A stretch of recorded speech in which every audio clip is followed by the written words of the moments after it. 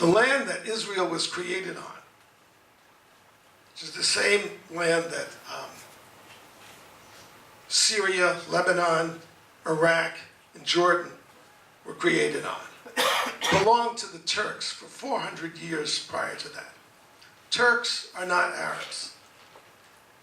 The Turks had the bad judgment to join the losing side in the First World War. So the Ottoman Empire was dismantled. And this is just part of international law and international tradition.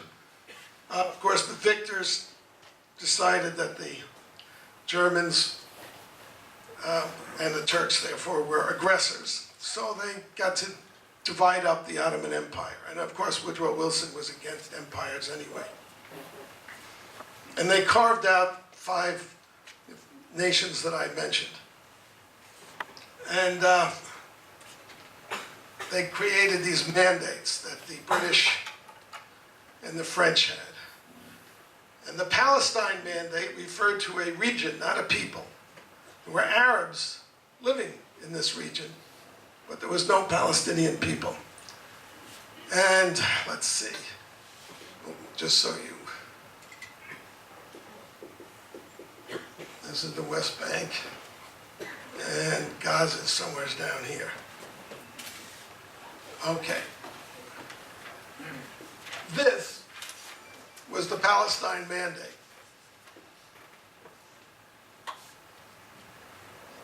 This is 80% of the Palestine Mandate. These two combined is 20%. This whole region is like New England, it's Palestine. In 1922, Churchill gave 80% of the Palestine Mandate to Jordan. Created the state. It was called Transjordan, but Jordan. 70% of the people living in this area are Palestinian Arabs. You never hear anybody complain. And Jordan is ruled by a Hashemite monarchy. The Hashemites being ethnically different from the Palestinians who live here. Where's the movement for the self-determination of the Palestinians of Jordan? There is none. There is none, because the agenda of the left and of the Palestinians is to push the Jews into the sea. That's it. It has nothing to do with self-determination. If it did, bye everybody.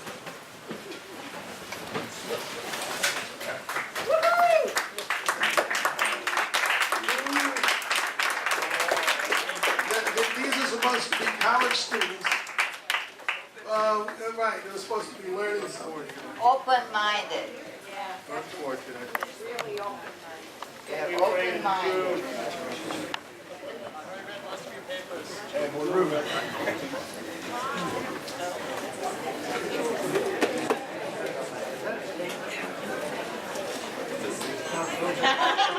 Actually, I was here. I was on this campus 11 years ago. Is that on camera?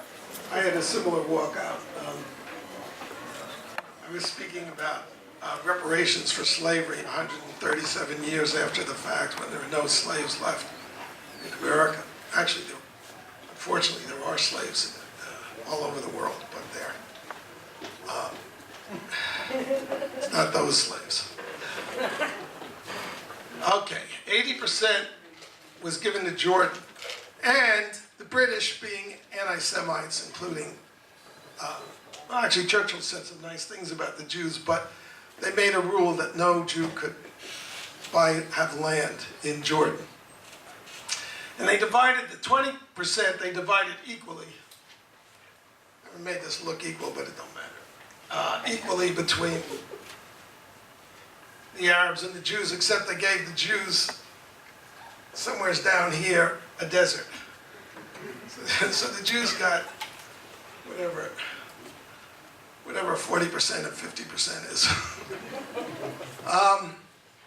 On the day Israel was created, they were attacked. The Jews were attacked by 8 Arab countries. That war has never ended. That is an aggressive war against the Jews. When the Jews won, miracle that they did, they wanted to sign a peace. So and have a Palestinian state. But the Arabs did not want a Palestinian state. And they say they have rejected it every time it's been offered, because that's not the agenda. The agenda is now to make this entire area Muslim. Islam is an imperial religion. And you know, you don't have to take my word for it. You just read what they say. You can't leave Islam. If you're an apostate, the sentence is death. There's no leaving Islam. And there also is no way of retreating from the Ummah. Once an area is Muslim, it has to stay Muslim.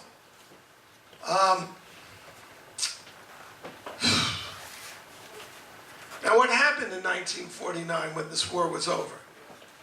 Egypt annexed Gaza. This is Egypt. Well, whatever. Egypt annexed Gaza, swallowed it, disappeared. And Jordan annexed the entire West Bank. It became part of Jordan. Not a peep out of the entire Arab world about the annexation of Gaza and the annexation of Jordan. Because it's not about self-determination for the Palestinians or the Arabs, for that matter. It's about getting rid of the Jews. And the slogan of the Arabs was, push the Jews into the sea. That was the actual slogan. The founder of the Muslim Brotherhood, Hassan al-Banna, was an admirer of Hitler, who translated Mein Kampf into Arabic in the 30s, said in 1948, if the Jews get a state in Israel, Islam will push the Jews into the sea. That's the agenda. In 1964, the West Bank was still part of Jordan, and Gaza was still part of Egypt. The Palestine Liberation Organization was formed. You can read their document on the internet. You will not find a word about liberating the Palestinians of the West Bank, self-determination for them, or for Gaza. It's all about obliterating the Zionists, Israel. That's who these people are.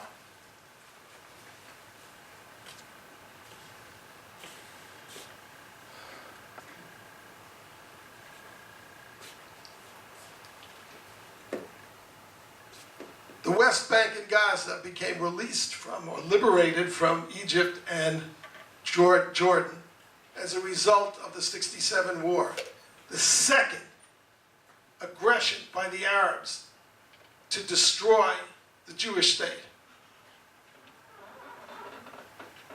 Israel offered then, I'm going to come to the Gaza story in a bit here, offered to give Gaza back to Egypt and tried to give Jordan back to the West Bank, Judea and Samaria, the historic homeland of the Jews, give it to Jordan.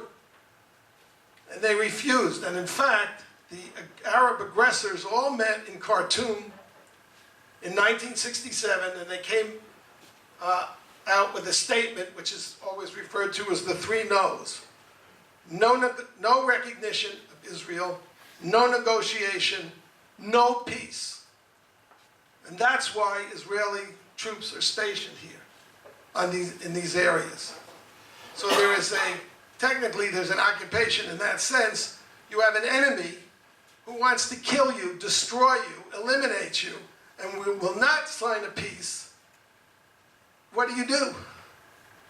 Israel, I've drawn a terrible map here because Israel is teeny little, it's got a little waistline here of about 9 miles, which you can drive a tank across. How fast does a tank go? I don't know, in 15 minutes or 20 minutes. And of course, a rocket, it's instantaneous. Completely indefensible. What is the international procedure, the international law, the international tradition for dealing with aggressors when they lose? It's to redraw the map so that their victim has a greater ability to defend themselves the next time. Germany attacked Poland twice in the 20th century. So in 1945, the Allies took the entire region of East Prussia, which was the industrial heartland of Germany, and gave it to Poland. Gave it to Poland. Now, I wish I'd forgotten the names. You know, you get to a certain point in life, the names go out. But Gdańsk, well, anyway. Gdańsk, Poland. Gdańsk, yeah, it's Poland, but it used to have a German name that I forgot. Anyway, how many people had to be resettled? How many Germans did they pull out of East Prussia and resettle? 12 million! 12 million Germans were uprooted from their homes that they had lived in since the 12th century or whatever. I don't know this history very well either. But it's hundreds and hundreds of years. And nobody complained. If the Jews had acted the way other nations act, in 1967, they would have annexed the West Bank and they would have moved all the Arabs into Jordan where they belong. Or they didn't do that. The Jews try to be nice. If we're nice to them, they'll be nice to us. No, they won't. They hate you. When Israel controlled the West Bank and Gaza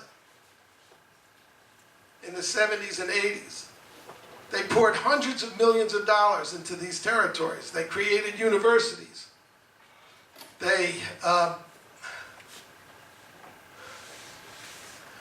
got out when again, Israeli politicians are as much responsible for this. You cannot blame this on Clinton. The Oslo Accords, which were pushed by the left. The Oslo Accords brought Arafat, a terrorist, back from Tunisia, where he was in exile, and gave him control. I mean, I had to pinch myself when I read the statistics.